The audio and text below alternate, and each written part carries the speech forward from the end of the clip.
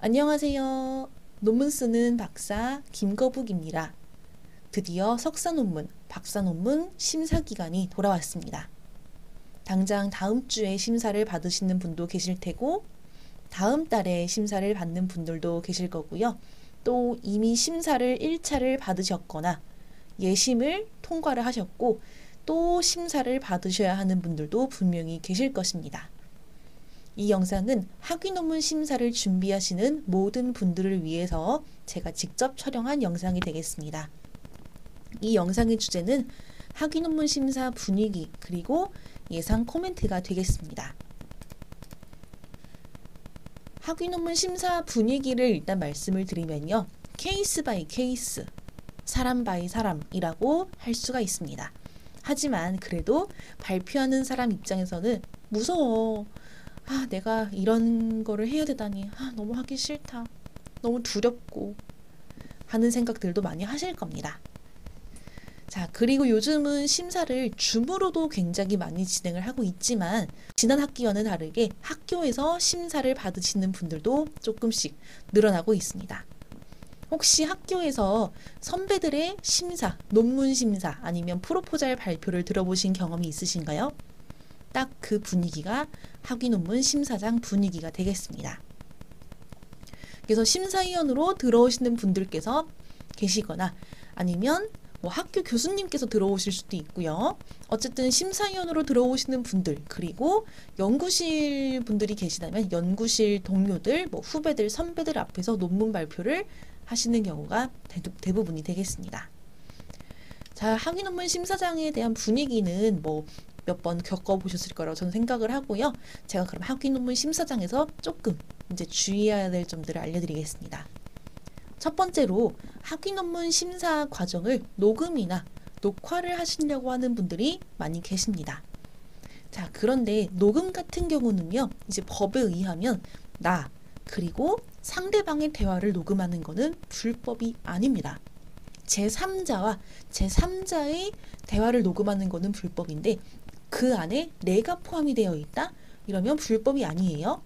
자, 그래도 심사위원분들께서 녹음이 되어 있다는 사실을 알게 되신다면 좀 기분이 안 좋으실 수도 있습니다.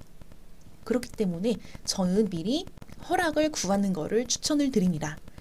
죄송하지만 제가 녹음을 해도 되겠는지요? 아니면 녹화를 해도 되겠는지요? 라고 여쭈어 보시는 것이 좋습니다.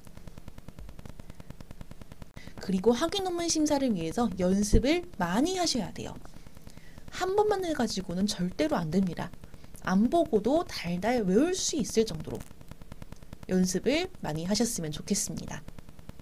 그리고 차분하게 말씀을 하셔야 돼요. 물론 나는 차분하게 아니면 평소에 하던 대로 한다고는 하지만 실제로 녹음된 것을 들어보면 굉장히 빠른 경우가 많습니다. 그래서 조금 말을 빨리 하시는 성격이신 분들께서는 더더욱 주의를 하셔야 될 게 차분하게 그리고 말을 천천히 의식적으로 하시는 것이 중요합니다. 자, 그리고 심사를 거치시면 이제 굉장히 많은 코멘트들을 받으실 거고요. 그로 인해서 논문이 굉장히 많이 수정이 될 것입니다. 심사를 받으시기 전에 이 생각을 항상 하셔야 돼요. 최종 제출 전, 심사가 아니고 실제로 내가 논문을 제출해야 되는 날짜가 있을 것입니다. 1월 며칠 아니면 7월 며칠 이런 것들이 있는데 이 제출 전까지는 절대로 끝난 것이 아니라고 생각을 하시는 것이 좋습니다.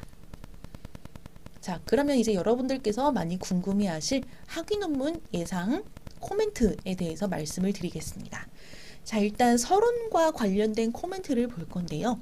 가장 많이 받으시는 코멘트 중에 하나가 바로 서론에 임팩트가 없다 라는 것입니다. 자, 우리가 어떤 글을 읽을 때요. 처음에 독자들의 흥미를 돋구는 글이 아니라면 우리가 처음에 글을 봤는데 재미가 없어요. 이러면 그 글을 읽고 싶겠습니까? 아니에요. 저 같은 경우도 처음에 글을 봤는데 뭔가 재미가 없어요. 논문 같은 경우도 서론을 봤는데 뭔가 너무 막 형식적이고 글도 너무 안 읽히고 이러는 거는 저도 읽기가 쉽습니다. 자, 그래서 우리가 우리의 논문을 많은 사람들이 재미있게 읽었으면 좋겠다라는 마음이 또 있지 않겠습니까? 그렇기 때문에 서론에 임팩트를 넣어서 서론을 봤을 때 다른 사람들도 읽고 싶고, 그리고 이 연구가 왜 필요한지를 힘을 실어가지고 작성을 해주시는 것이 좋겠습니다. 서론과 관련되어서는 뭐 이런 거 말고는 딱히 나오는 코멘트가 많이는 없으실 거예요. 자, 두 번째로 이론적 배경과 관련된 코멘트들을 보도록 하겠습니다. 자, 이제 이론들을 많이 만드실 겁니다. 뭐 이론 제가 그냥 아무거나 하나 지금 그려볼게요. 독립변수 A가 있고, 뭐 매개변수 B가 있고, 그다음에 종속변수 C가 있어요. 자, 이렇게 변수들이 투입이 되었는데요. 여기서 왜 B가 매개변수인가를 설명을 하기 위해서는 A에서 B로 가는 일단 선행 연구들이 있어야겠고, B에서 C로 가는 선행 연구가 일단 있어야겠죠. 자, 그리고 가능하시다면 어떤 무슨 이론 이런 걸 끌어오시는 것도 굉장히 좋은 방법이에요. 자, 그런데 이렇게 변수가 투입이 되었는데 이에 대한 이론적인 근거가 확실히 제시가 되지 않았다라는 코멘트들을 생각보다 많이 받으십니다. 그래서 발표를 하실 때 이런 이론적 근거에 대해서 차분하게 설명을 해주시는 것이 좋습니다. 그리고 선행연구 고찰 부분에서 이제 많이 하시는 실수들이 있는데요. 실제로 학위 논문들을 보시다 보면 누구의 연구는 이러했다, 누구의 연구는 이러했다, 누구의 연구는 이러하였다 라고 쓰기만 하고 끝난 논문들이 꽤 있습니다. 자, 하지만 여러분 실제로는요, 이렇게만 쓰시면 절대로 안 돼요. 이렇게 쓰시는 거는요, 연구들을 그냥 기술한 것에 불과하거든요. 자, 선행연구 고찰을 쓸 때 이렇게 연구들을 기술만 하고 끝나는 것이 아니고 이 연구들을 다시 한번 종합해주고, 그러므로 어떠한 연구를 할 필요가 있는지 이것까지 제시해 주신다면 더욱 완벽한 이론적 배경 부분이 되겠습니다. 다음으로 연구 방법과 관련된 코멘트들을 보도록 하겠습니다. 자, 여기 보시면 연구 모형 그림이 이것이 맞는가? 라는 질문이 또 있을 수가 있는데 이런 실수들을요, 생각보다 꽤 하십니다. 이제 조절 변수 같은 경우는요, 뭐 A가 있고 뭐 B가 있고 이제 A와 B의 관계를 조절해 두는 조절 변수를 넣으려고 해요. 근데 이 화살표를 잘못 그리시는 분들이 생각보다 많이 계시거든요. 자, 이런 것들 다시 한번 신경을 써주시고요. 그리고 연구 모형 그림이 이제 다른 사람이 봤을 때 이해하기 어렵게 그려져 있다 라는 코멘트도 있습니다. 그리고 그 변수의 위치가 그곳이 맞는지 라고 하는 코멘트도 있을 수 있고, 화살표의 위치가 이곳이 맞는지 라는 것도 있습니다. 그리고 설문지를 이용을 해가지고 조사를 하신 경우는 과연 이 설문 문항이 응답자들이 응답하기에 적절한 문항이 맞는지와 같은 코멘트를 들으실 수도 있고요. 또 연구 방법 부분에서는요, 가장 좋은 연구 방법, 서술 방법은 다른 사람이 그 논문의 연구 방법을 봤을 때 똑같이 실행할 수 있을 정도로 자세하게 써주시는 것이 좋습니다. 하지만 이런 연구 방법이 구체적으로 나와 있지 않은 경우에 대해서도 좀 지적을 받으실 수가 있으니 주의를 해주시기 바랍니다. 다음으로 연구 방법 중에서 그 변수, 변인이라고도 할게요. 이거에 관련된 질문인데, 자, 선행연구에서는 어떤 특정 변인을 A라고 정의를 하고 있는데 선생님의 연구에서는 이게 A라고 하는 정의와 조금 다른 식으로 흘러가는 것 같다라고 하는 코멘트를 받으실 수가 있습니다. 그리고 뭐 선행연구, 뭐 다양한 이론들에 의해 가지고 뭐 어떤 특정 변수를 추출을 해놨는데 이제 변수 간의 관계를 또 봐야겠죠. 자, 뭐 매개변수가 이렇게 보도록 할게요. 이렇게 있는데 실제로는 이게 다른 관계가 아닌가. 이게 매개로 지금 들어가 있는데 이게 매개가 아니고 C 그 다음 단계에 오는 게 아닌가 라고 하는 코멘트를 받으실 수도 있습니다. 자, 이것과 비슷한 맥락으로요, A가 독립변수인데 실제로는 종속변수가 아닌가 라는 코멘트를 받으실 수도 있고, 그 다음에 이제 많은 분들께서 하시는 실수 중에 하나인데요. 자, 이렇게 다양한 변수들을 이용을 해가지고 연구 모형을 만드셨을 경우에 이 변수들이 과연 확실하게 다른 것이 맞는지에 대한 체크가 필요하고요. 그렇게 하신 다음에 자료 수집을 하셔야 되거든요. 그런데 생각보다 많은 분들께서 이 변인들이 서로 너무너무 비슷할 수 있다, 개념이 겹친다라는 거를 생각을 하지 못하고 진행을 하시는 것 같습니다. 그런 경우에 A 변인과 B 변인, 뭐 C라고도 할 수 있고 뭐 D도 있을 수 있는데 이런 변인들이 결국은 같은 것이 아닌가, 용어만 다르고 같은 게 아닌가, 이런 코멘트를 받으실 수도 있습니다.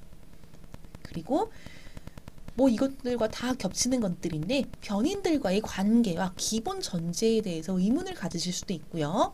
그리고 생각보다 많이 나오는 코멘트로 이제 변수 이름들을 다 이렇게 적어 놓으셨을 텐데 이런 이름들이 과연 적절한지에 대한 것도 말씀을 하십니다. 또 이 이름은요, 한글 이름 있죠. 한글 이름뿐만이 아니고 영어 이름으로도 과연 이게 적합한지에 대해 가지고 꼭 생각을 해주셨으면 좋겠습니다.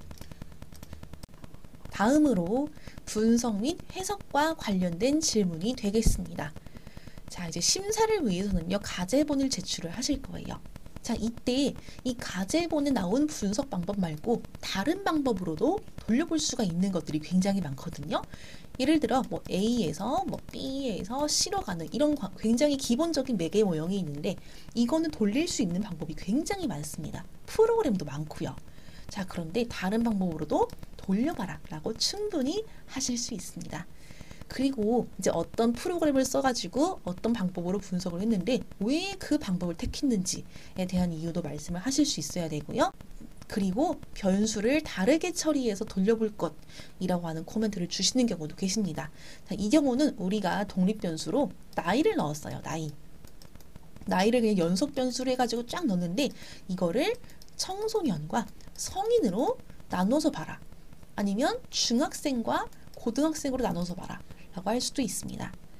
그리고 변수를 더 투입해서 돌려보기 라고 하는 코멘트를 받으실 수도 있고요. 그리고 이제 분석 결과에서 이상한 수치가 있다라고 말씀하시는 분들도 계세요.